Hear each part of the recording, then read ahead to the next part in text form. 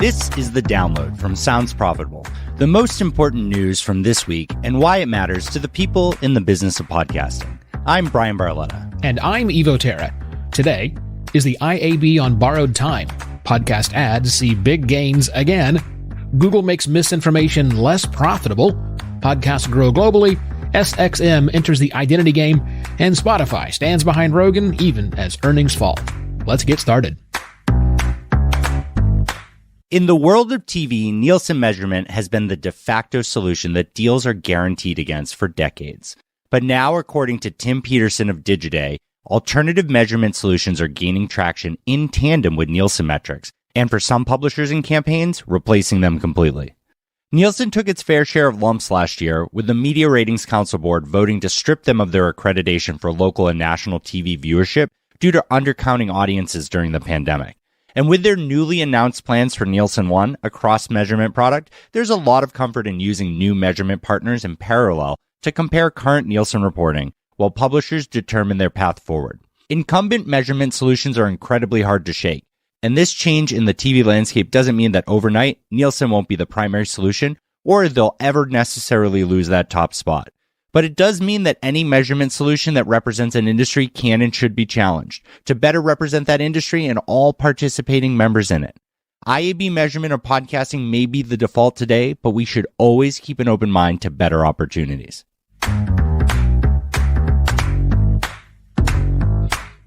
Good news for the podcast advertising industry. According to AdvertiseCast, the effective rates brands are paying for podcast ads have increased once again, and for shows of all sizes. Their most recent study of the 2,515 podcasts tracked shows that aggregate, or the average CPM, is now $25.37, which is up from $22.50 this time last year. Doing the quick math shows that's an increase of 12.7%. Nice. And the news is even better for shows with the largest audiences. According to AdvertiseCast data, shows that see over 100,000 downloads are getting an average of $23.08, up from $20.09 a year ago. That's a 14.6% increase year over year, and great news for the growing value of podcast advertising.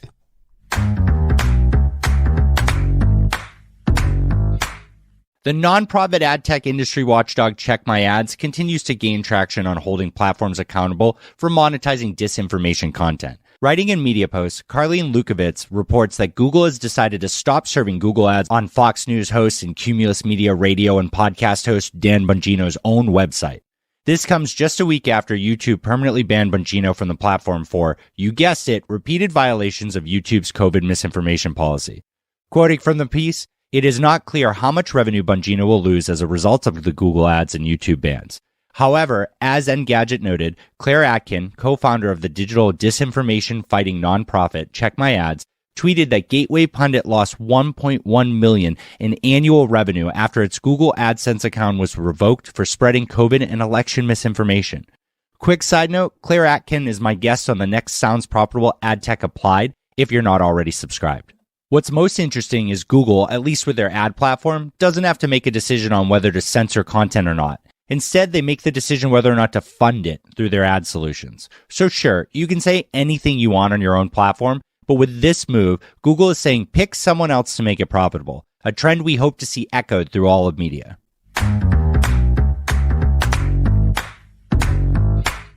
Every indicator shows podcasting had a heck of a growth trajectory over the last few years. But even though we count our numbers now in the millions, it's still dominated by English-speaking podcasts. But that may be changing. In Digiday, Sarah Guaglione investigates how podcast publishers and platforms are working to grow non-English language audiences.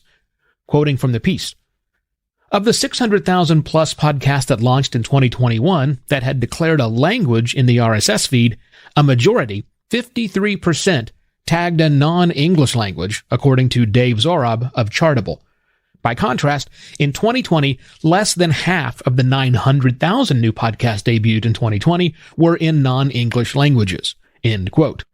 Knowing that the majority of new podcasts launched last year are presenting information in a language other than English is a huge turning point for the globalness of podcasting, which should be welcome news for any podcasting business looking to expand their global footprint.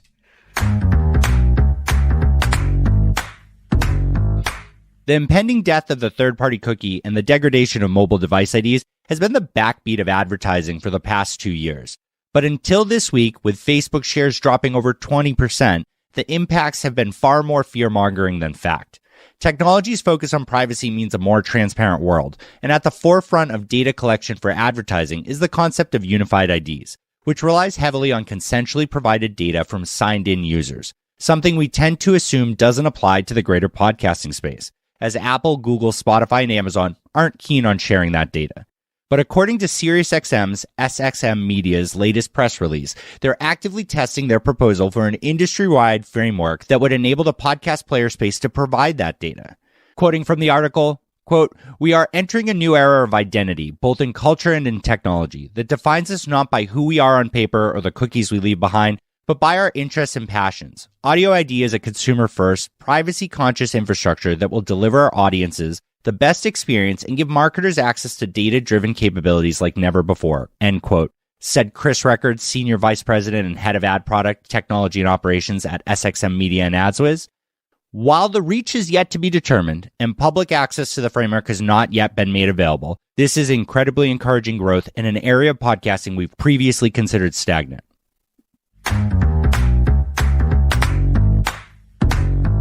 And finally, yes, some news on Spotify's Joe Rogan problem. We know you've heard all about it, but we were waiting for Wednesday's scheduled earnings call to bring it up, and we're glad we did. According to MarketWatch's Jeremy C. Owens, Spotify executives said Wednesday they expect fewer subscriber additions in the first quarter than Wall Street expected, sending shares spiraling lower, but they contended the forecast miss was not because of the recent controversy. Spotify guided for 1 million fewer net subscriber additions in the first quarter of 2022 than analysts expected, and did not provide an annual forecast as they have in the past.